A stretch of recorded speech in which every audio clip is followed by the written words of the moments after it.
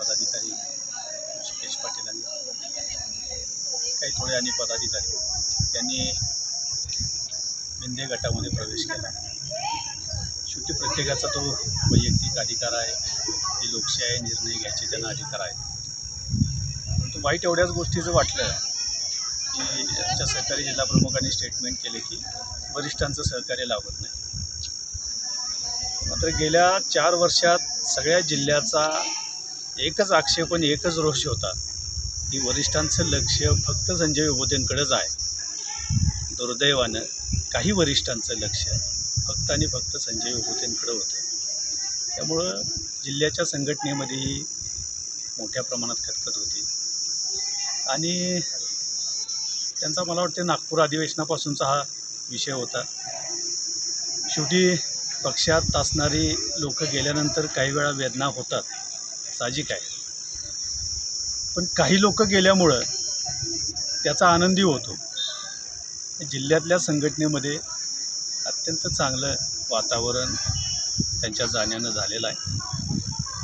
त्यांनी थांबायला पाहिजे होतं, त्यांच्यावर प्रचंड विश्वास संघटनेनं टाकला होता, पक्षानं टाकला होता, उद्धव साहेबांनी टाकला होता आणि अशा अडचणीच्या काळात सोडून जाणं केवळ स्वार्थापोटी त्यांनी हा निर्णय घेतलेला आहे।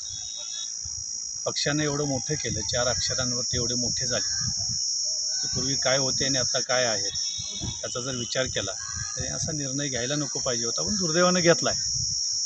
परंतु बघितलं तर एकही शिवसैनिक जिल्ह्यातला हल्लेला नाही आहे। जे गेले त्यांच्याबरोबरच्या काही जणांना आम्ही विनंती केली होती, कोणीतरी स्वार्थासाठी तुम्हाला पाठीशी घालायला लागले, तुम्ही जाऊ नका, निर्णय घेऊ नका, ही विनंती आम्ही इतर काही सहकारी त्यांच्यावर गेले त्यांना केली होती।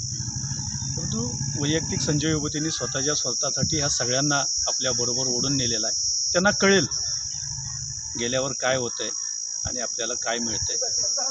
परंतु निश्चितपणानं मला खात्री आहे की जिल्ह्यातली उद्धव बाळासाहेब ठाकरेंच्यावर प्रेम करणारी, आदरणीय बाळासाहेब ठाकरेंच्यावर प्रेम करणारी शिवसेना, शिवसैनिक हा जिल्हा पुन्हा उभ्यानं, यात गळती काहीच झालेली नाही, शिवसैनिक कोणच गेलेला नाही, काही हे पदाधिकारी सोडले तर निश्चितपणानं शिवसैनिक आणि जिल्ह्यातले सगळे पदाधिकारी जिथं आहेत तिथंच आहेत। जे गेलेत त्यांना शुभेच्छा आहेत आणि जिथं गेलेत त्यांना सावधानतेचा इशारा आहे, यांच्यापासून सावध राहा।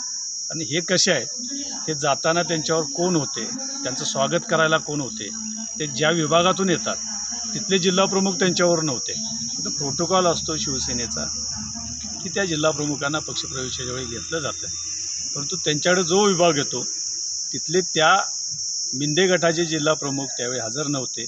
अनेक या जिल्ह्यातले मोठे पदाधिकारी, नव्यानं नियुक्त केलेले त्यांचे समन्वयक आहेत जिल्ह्याचे, ते नव्हते।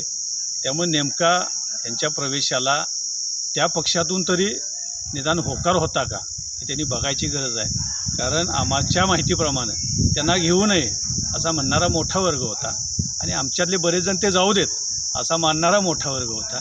त्यामुळं ते गेलेत, त्यांना शुभेच्छा आहेत, जिथं गेलेत त्यांनी सावध राहावं, त्यांना माहिती आहे ते कसे आहेत काय।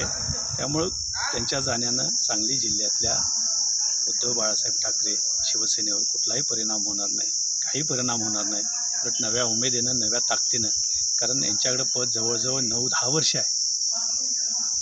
त्यात स्वतःच्या गावात तरी त्यांनी काय केलं, शाखा किती उघडल्या, किती ठिकाणी संघटन केलं, हा शोधण्यासारखा प्रश्न आहे। त्यामुळे निश्चितपणानं ते गेलेत, त्यांना शुभेच्छा आहेत, पुन्हा नव्यानं उभा राहू। जिल्ह्यातले अनेक कार्यकर्ते, नेते ते जिथं गेले तिथले आमच्याकडे संपर्कात आहे आणि ते आल्यावर बऱ्याच जणांची अडचण झालेली आहे। त्यामुळं बेरीज वजाबाकी होत राहते।